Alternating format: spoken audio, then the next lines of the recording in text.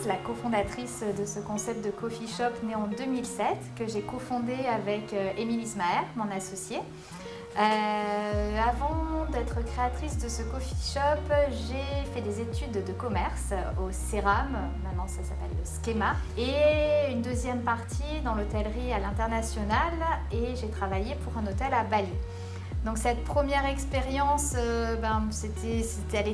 j'avais choisi ce secteur par goût pour les voyages, clairement. J'avais vraiment envie de voyager et de découvrir un peu ce qui se faisait par le monde.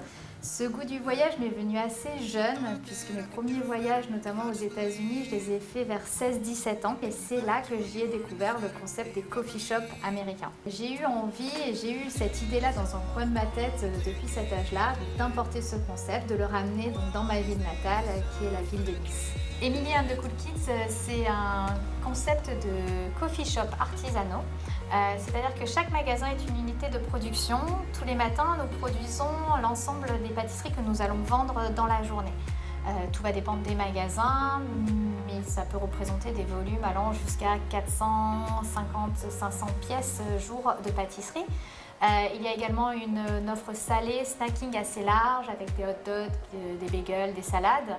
Et également un autre métier qui est le métier de barista, donc le métier lié à tout ce qui est vente de boissons. Ça peut être des boissons chaudes, des boissons froides, toutes les déclinaisons à base de café, à base de chocolat ou de thé.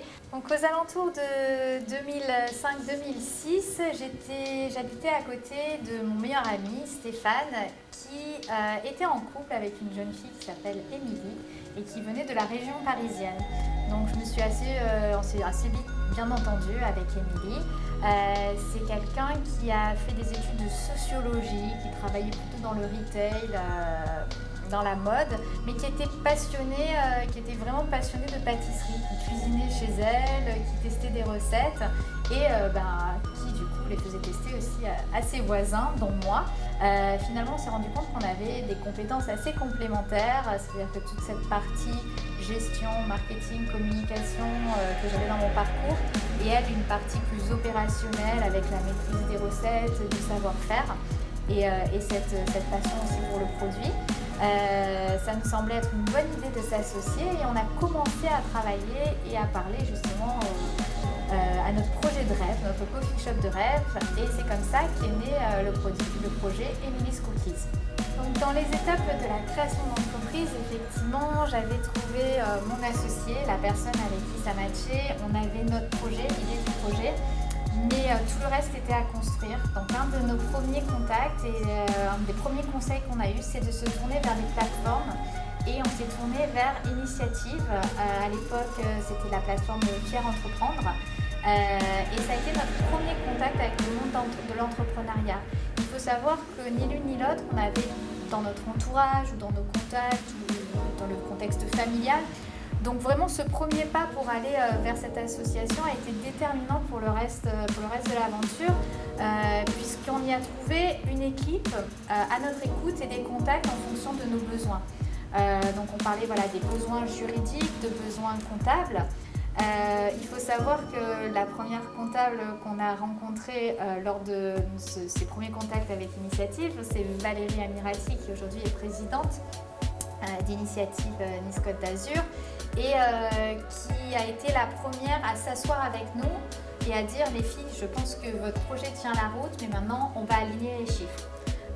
Est-ce que vous avez une idée du ticket moyen? Est-ce que vous avez une idée de la fréquentation?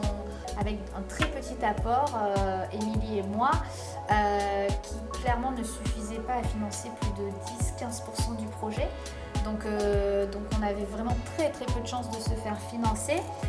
Et c'est là qu'on a découvert un autre volet de la plateforme Initiative, c'était le volet du prêt d'honneur, de l'accompagnement financier que nous offrait aussi la plateforme. Donc ce dossier-là, on l'a préparé avec un chef de projet Initiative qui nous a aidés, qui nous a aiguillés, qui nous a permis de voir là où le projet avait des carences. Le choix de devenir entrepreneur, je pense que c'est un choix qui s'impose un peu dans des premiers pas dans la vie de salarié. On se dit qu'on a quand même un goût pour l'indépendance, pour l'autonomie, pour la liberté, une capacité de travail qu'on a envie de mettre au profit de soi-même. Et ce goût de la liberté, chez moi, il est vraiment très affirmé, à tel point qu'aujourd'hui, je pense qu'un des plus grands luxes que j'ai dans ma vie d'entrepreneur, c'est de choisir mes collaborateurs.